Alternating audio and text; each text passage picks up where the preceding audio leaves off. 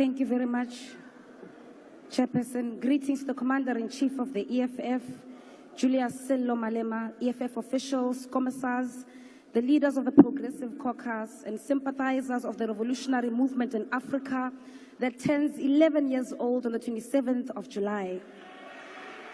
To be young is to be in a stage of becoming, of working towards your goals and aspirations to transition from being dependent to independent. However, the youth of this country are perpetual children, and some will never know independence until their old age. At the realization of how doomed we are under your leadership, Mr. President, thousands continue to give in to Nyaupe, and young women and girls amount to bottle girls for you and your friends at the peak of their vibrancy and zeal for life and prosperity.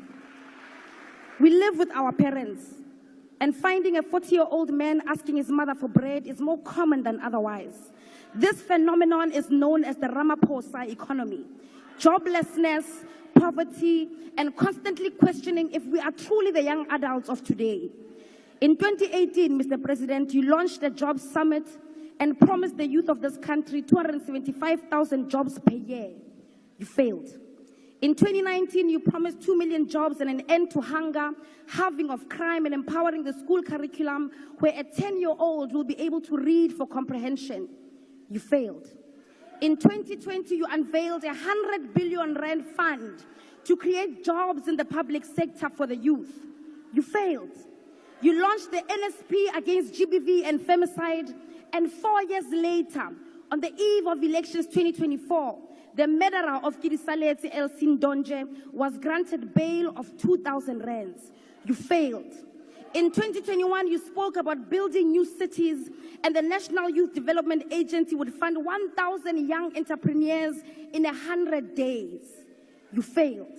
In 2022, plagued by your own failures over the years, you promised the National Youth Service would create a modest 50,000 jobs in its first phase. You failed. In 2023, you came here and praised yourself for the Youth Employment Service that placed 100,000 youth in peace jobs that lasted nothing more than 12 months. Once again, you failed. Yesterday, you came to this house and promised 2 million jobs to the youth of South Africa. It is thus fair and deliberate to then say that this time next year, the result will once again be not achieved and failed. When you became president in 2018, youth unemployment was sitting at 43%. And nearly 7 years into your presidency, youth unemployment currently sits at 45% for individuals aged 15 to 34, and a whopping 59% for young people aged 15 to 24. Your presidency is characterized by many promises and many failures. It is now apparent that as the youth of today, we must ready ourselves psychologically like the youth of 1976 for the biggest fight against the establishment. The establishment has charged you, Mr. President, at the forefront as the weapon that is formed against us. The youth of today, like Nelson Mandela, who is now hailed as an icon of peace, must be ready to be called terrorists. We must be ready to be called criminals. We must be ready to be jailed for crimes we did not commit. We must be ready to be character assassinated like Idam Mntwana, Robert Sobukwe, Nkgopotse Tiro, Steve Biko, Winnie Mandela, and Julius Malema. But amongst ourselves as the youth of this country, we know who the true criminals are. We know who stole our land from our grandmothers. We know who stole our mines. We know who stole COVID-19 funds that was meant to keep our people alive. We know who stole Tembisa Hospital money. We know who stole SAA, ISCO, Sasol, Telkom. We know who is now stealing Eskom, Transnet, PRASA, and even privatizing our water.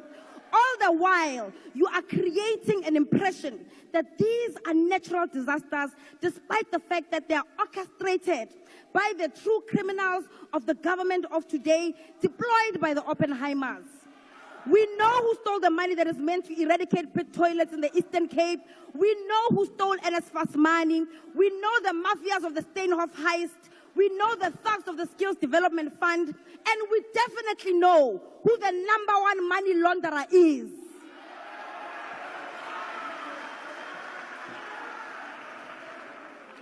There is absolutely nothing that the establishment, masquerading as a government of national unity, can do to deter us, the youth of today, from seeking out our generational mission.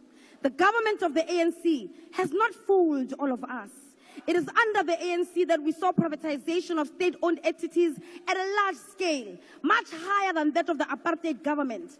A trail of privatization that is so aggressive that even our healthcare isn't spared through the NHI. The rise of the establishment and the collapse of the state takes shape under the government of the ANC. That is the legacy of the ANC today. The positive outcomes of all of this neoliberal facade of the government of the day is that we now rightly characterize the neoliberal agenda encompassing of all its participants who are part of the GNU coalition. We now know who the enemy of economic freedom is. Even if in the past they pretended to be a part of us and spoke like the forefathers of the emancipation movement. The battle lines have been drawn. It is the subject of the Oppenheimer, the GNU coalition versus the people of South Africa. The youth of this country will continue to chant economic freedom in our lifetime. We will continue to present bills in this House that call for expropriation of land without compensation. We will continue to call for nationalization of mines, banks, and other strategic sectors. We will push back against your corruption and hold the captains of the ruling class accountable.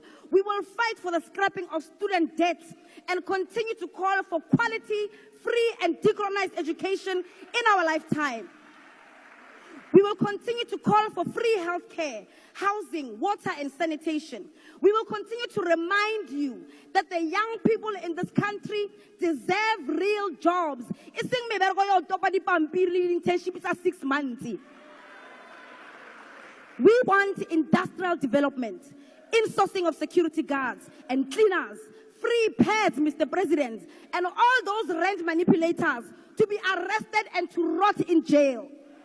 The people's power is rising in Africa, and we will not be left behind. Thank you, Honorable Member. I will now call upon the Minister.